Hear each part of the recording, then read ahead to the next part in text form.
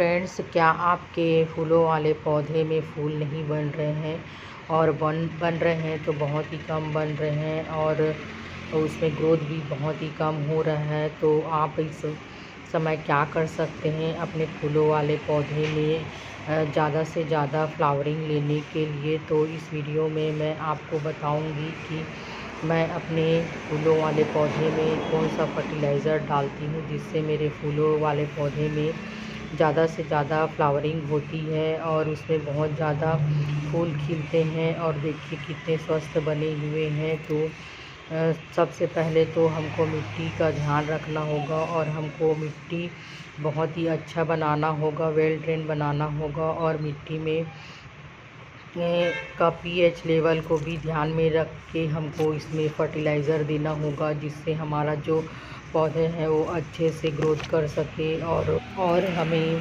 फूलों वाले पौधे का लाइट का भी ध्यान रखना होगा। हमको फूलों वाले पौधों को ऐसी जगह पे रखना है जहाँ पे दिन की पूरी सनलाइट आती हो और हमको फूलों वाले पौधे को छाया वाली जगह पे बिल्कुल भी नहीं रखना है जिससे उसमें ग्रोथ भी नहीं होता और उसमें फूल तो बनते ही नहीं हैं।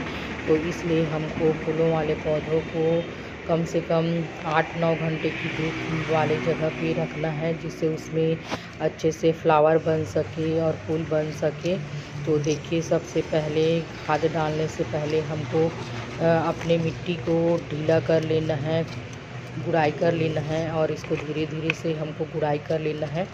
और तो फ्रेंड्स, हमको मिट्टी का गुड़ाई हर 15 दिन में या महीना दिन में करना ही चाहिए और प्लांट्स को हमको महीना या 15 दिन में ही फर्टिलाइज़र देना चाहिए जिससे इसमें अच्छे से ग्रोथ हो सके। अगर हम प्लांट को इसी तरह से कुछ भी फर्टिलाइज़र नहीं देंगे तो हमारा प्लांट ग्रोथ भी नहीं करेगा और उसमें फ्लावरिंग भी नहीं होगा। तो इसलिए हमको प्लांट्स को इसी तरह से 15 दिन या 1 महीने में खाद देना बहुत ज़रूरी है।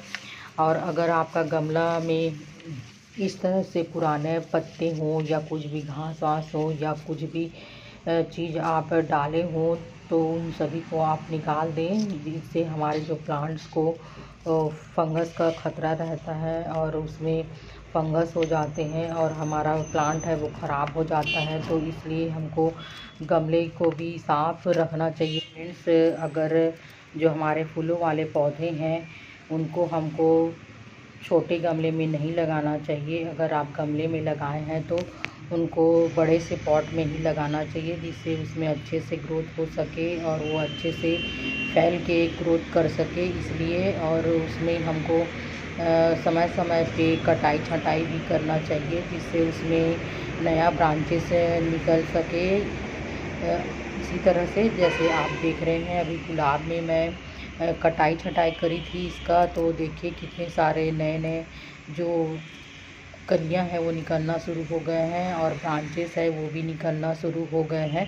तो प्लांट्स में कटाई छटाई भी करना बहुत ही ज़रूरी है। अगर हम कटाई छटाई नहीं करेंगे तो प्लांट ग्रोथ भी नहीं करेगा और वो बढ़ना भी बंद हो जाएगा। इसलिए कटाई करना बहुत ही ज़रूरी है। कटाई करने से इसमें का जो हार्मोन्स है, रूटिंग हार्मोन्स वो बढ़ जाते हैं और पौधा अपने आप को बचाने के लिए नया नया ब्रांच निकालना स्टार्ट कर देता है और ग्रोथ स्टार्ट कर देता है अपने आप को बचाने के लिए।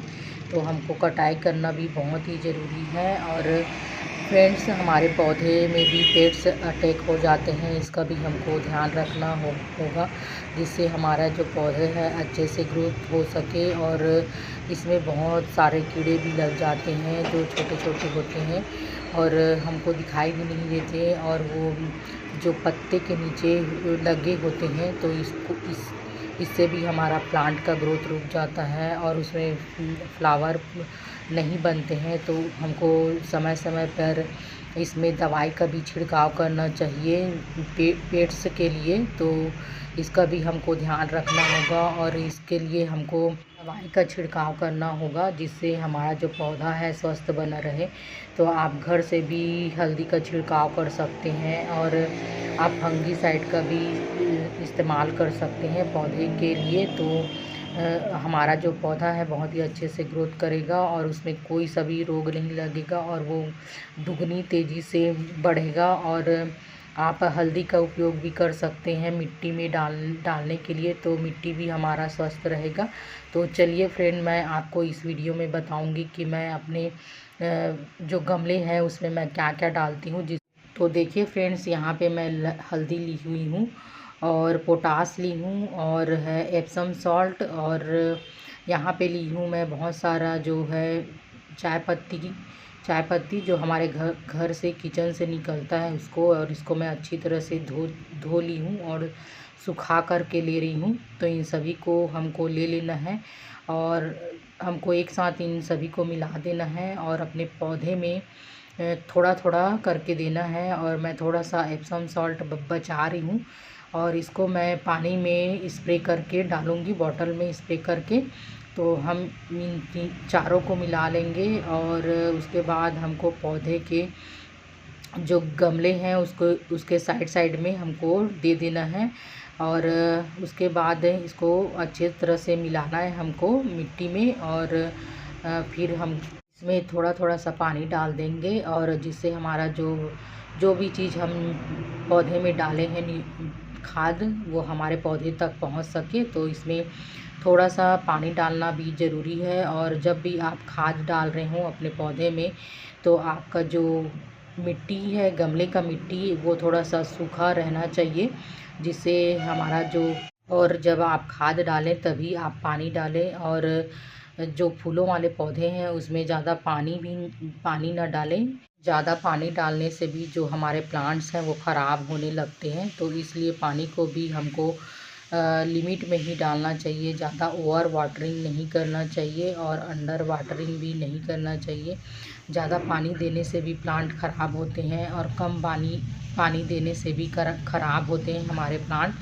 तो हमको पानी को भी ध्यान से देना चाहिए, जिससे हमारे प्लांट अच्छा से ग्रोथ हो सके और उसमें फूल अच्छे से बन सके। तो फ्रेंड, मेरा वीडियो कैसा लगा बताइएगा, और अच्छा लगा होगा तो लाइक सब्सक्राइब ज़रूर करें और कमेंट भी ज़रूर करें।